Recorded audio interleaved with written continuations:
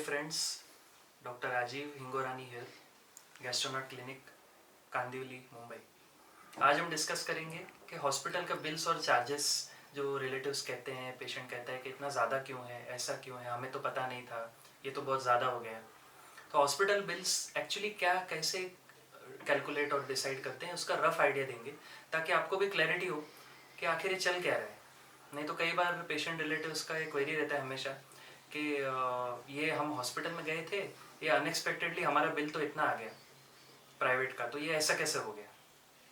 पहले तो मैं ये बताना चाहता हूँ कि डिफरेंट टाइप्स ऑफ हॉस्पिटल रहते हैं। एक गवर्नमेंट, एक कॉरपोरेशन, एक charitable, semi charitable, private, corporate, multi bedded, 600 bedded, 300 bedded. So जितने भी हॉस्पिटल्स हैं, अगर आप प्राइवेट हॉस्पिटल में कंप्लीटली प्राइवेट फैसिलिटीज़ का उपयोग ले रहे हैं तो आपका बिल डेफिनेटली गवर्नमेंट से ज़्यादा आएगा।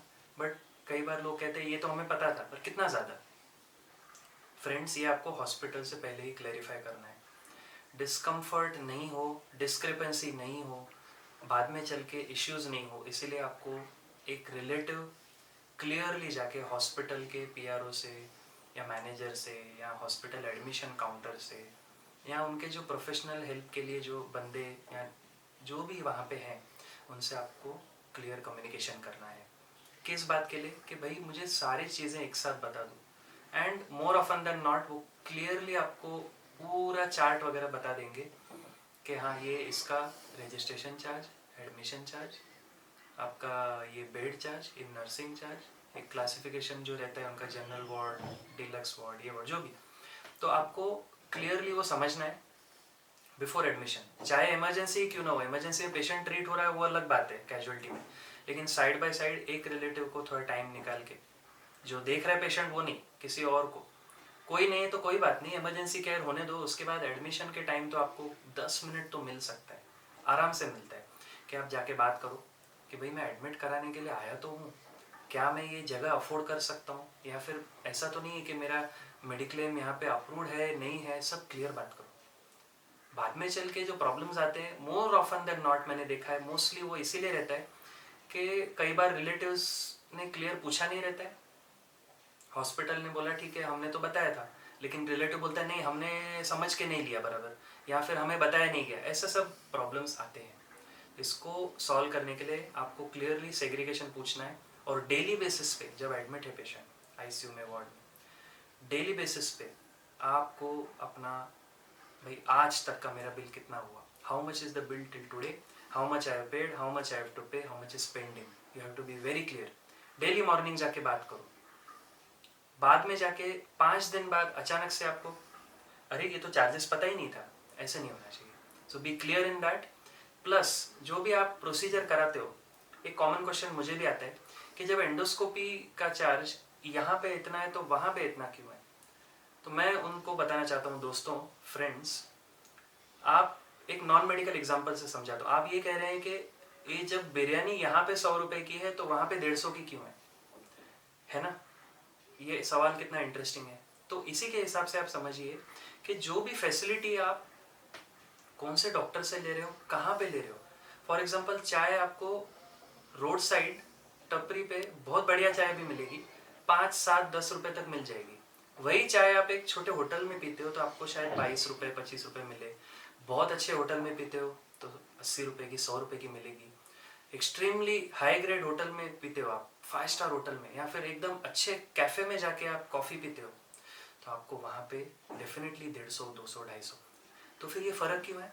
क्योंकि आपका जो फैसिलिटी है, हम चाय की कीमत नहीं, हम फैसिलिटी की बता रहे हैं आपको। अब वही एंडोस्कोपी समझो एक क्लिनिक में जो कॉस्ट में करते हो, पेशेंट सेफ भी होना चाहिए। ऐसा नहीं कि कोई भी सिक पेशेंट को आप क्लिनिक में लेके आएंगे सेंटर पे, नहीं ये सस्ता है करके आप यहीं पे करो, नहीं दोस्तों, जिसको हॉस्पिटल की ज़रूरत है वो हॉस्पिटल में ही स्कोपी होगा, और वो हॉस्पिटल में ज़्यादा फैसिलिटी है, इसीलिए हम वहाँ पे कई बार बोलते हैं कि हॉस्पिटल्स में करो, सिक पेशेंट है।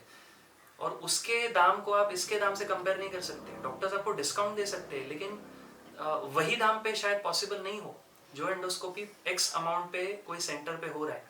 आप किसी सिक पेशेंट को, क्रिटिकल पेशेंट को एडमिट करके एक्स अमाउंट में नहीं एक्सपेक्ट कर सकते, क्योंकि उसके लिए जो फैसिलिटीज़, जो दवाएं, जो एक्स्ट्रा अपैरेटस यूज़ हो रहा है, एक्सेसरीज यूज़ हो रहा है, वो सब का खर्चा भी आपको बताया जाता है। हम एज अ डॉक्टर आपको ऑनेस्टी रख सकते हैं बताने में, कम्युनिकेशन क्लियर रखने में, लेकिन आप ये मत प्लीज़ एक्सपेक्ट कीजिए कि ये हॉस्पिटल में तो उतने में हो रहा है, आपके इधर इतने में हो रहा है, उतने।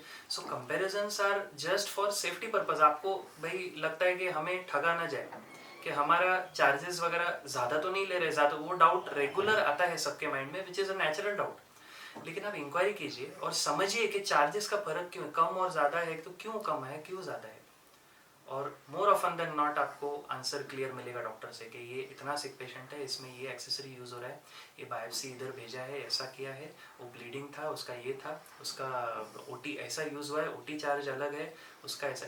तो ये surgeon fees, assistant fees, OT fees, nursing, ये सब कैसा रहता है, बेड चार्ज, तो आपका टोटल बिल जो बनता है ना, वो प्रोसीजर का, बेड का, नर्सिंग का, तो सारी चीज़ों का आपको समझना है। और एक चीज़ और, जब भी आप कोई प्रोसीजर का कंपैरिजन करते हैं, ये भी देखिए कि उसमें एनेस्थीसिया लगा है कि नहीं, कि उसमें कुछ और फैसिलिटी लगा है कि नहीं, इंजेक्शन थेरेपी कुछ लगा है क्या, एंडोथेरेपी कुछ है क्या, ग्लू थेरेपी, वो सब भी है।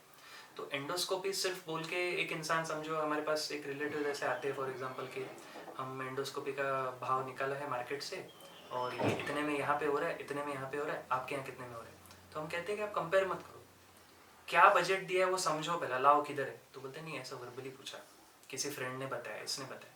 तो हेयर से इन्फॉर्मेशन पे पूरी तरह से डायरेक्ट विश्वास नहीं कर सकते आप। किसी ने बोला एंडोस्कोपी फलाना अमाउंट, अरे उधर तो इतने में हो रहा है, क्या कर रहे हैं, नहीं।